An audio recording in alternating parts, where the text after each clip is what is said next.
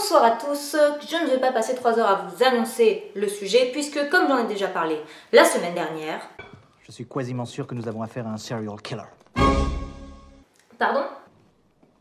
Quand nous avons affaire à un serial killer. Un quoi? Un serial killer. Hein?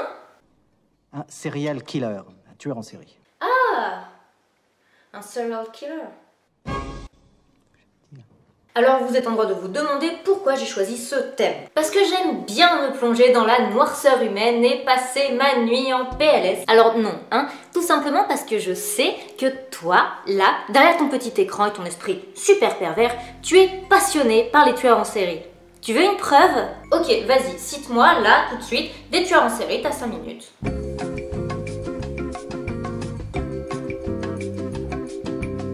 Ok, très bien, maintenant, vas-y, cite-moi le nom de victimes de tueurs en série.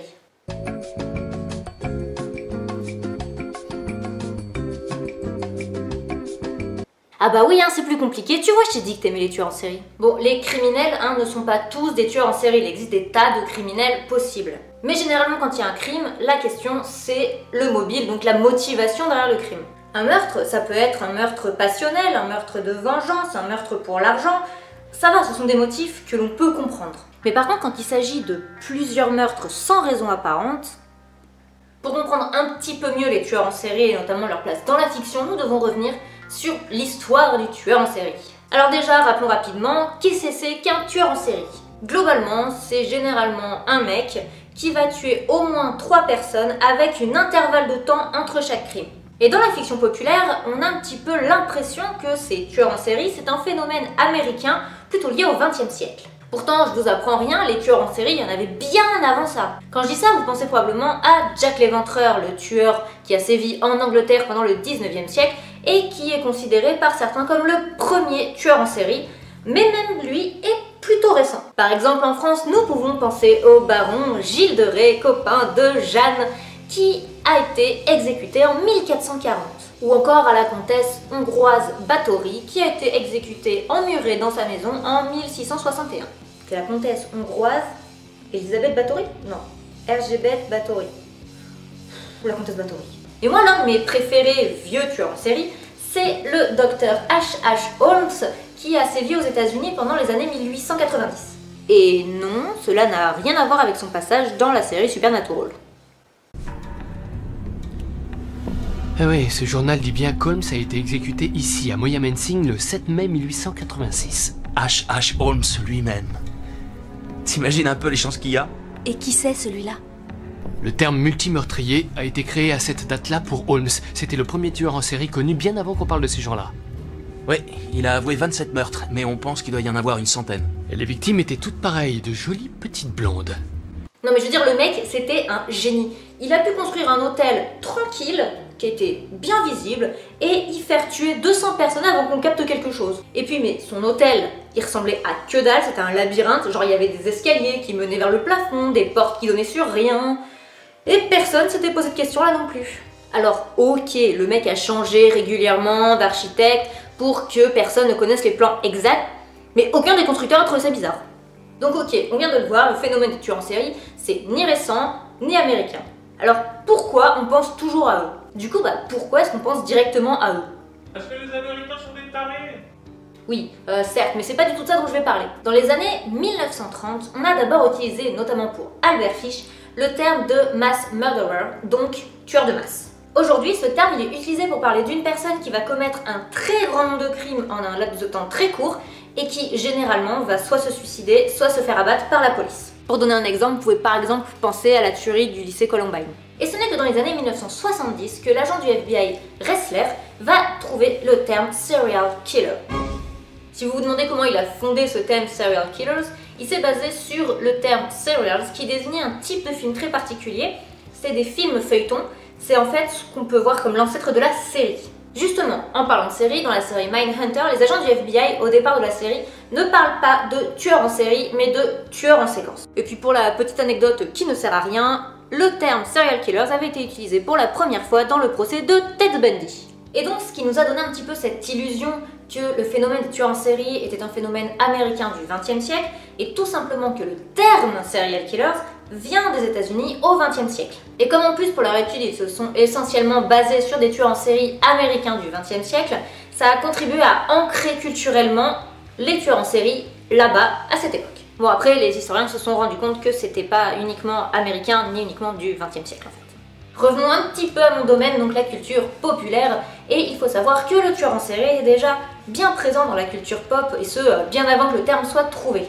Rien que déjà le nombre de films et de romans sur Jack l'Éventreur, bien avant qu'on parle de tueur en série. Par exemple, déjà en 1927, Alfred Hitchcock avait sorti un film sur Jack l'Éventreur qui s'appelle A Lodger, A Story of the London Fog. Mais ce sera surtout après la Seconde Guerre mondiale, influencée évidemment par les horreurs commises dans les camps, que le tueur en série va vraiment prendre sa place dans la fiction et notamment dans les films de série B. Et si on devait définir une date charnière du moment où le tueur en série s'est officiellement ancré dans la culture populaire, ce serait évidemment 1991 quand a été adapté au cinéma Le Silence des Agneaux. Par contre, il existerait plus de 8400 films sur les tueurs en série, et je vous aime, mais je ne compte pas tout regarder. Ma santé mentale, elle a déjà assez souffert pendant mes recherches sur les asiles psychiatriques et sur les tueurs en série, alors soyez mignons, on va peut-être pas en rajouter. Ouh, d'ailleurs, transition de fou avec ma santé mentale, puisque généralement on pense que les tueurs en série sont des malades mentaux, mais c'est faux.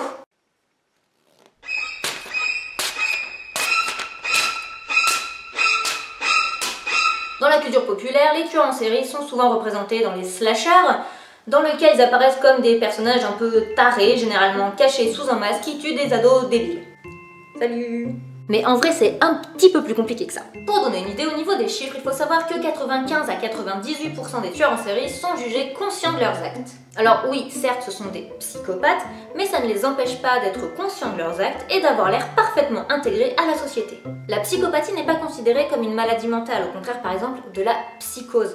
Le tueur en série est parfaitement capable, s'il sent qu'il risque d'être en danger d'être appréhendé, de renoncer à un crime. En fait, pour vous expliquer, il y a comme un clivage en eux. C'est-à-dire que d'un côté, il y a le Dr Jekyll, cet homme de bien sous tout rapport, et de l'autre, vous avez Mr Hyde, donc le tueur en série.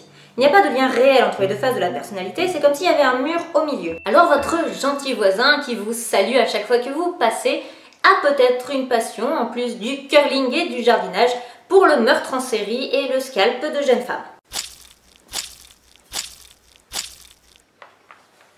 Oh, bonjour chère voisine, vous allez bien? Oh, bah moi ça va, il fait beau hein aujourd'hui. Allez, bonne journée à vous.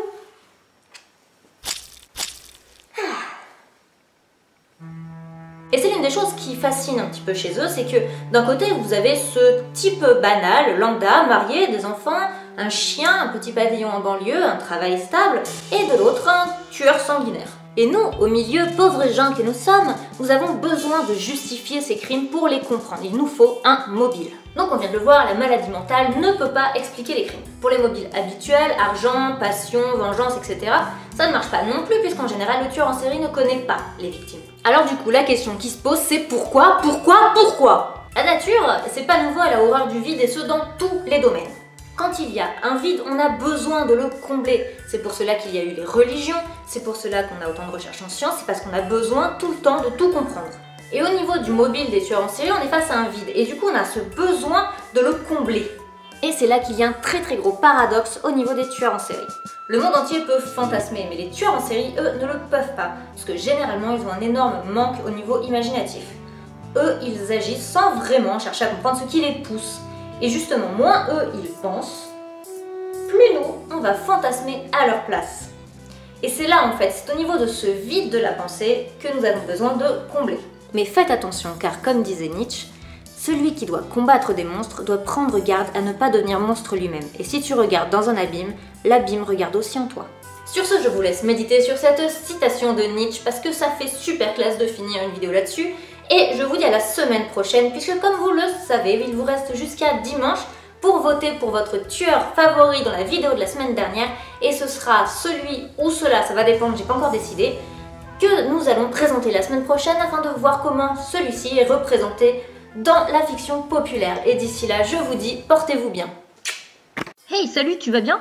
Bah écoute, moi ça va, hein, du coup là t'es arrivé à la fin de la vidéo. Mais tu sais quoi, il y a encore plein de choses que tu peux faire. Genre là, tu vois, au milieu, bah tu peux t'abonner et c'est vachement cool.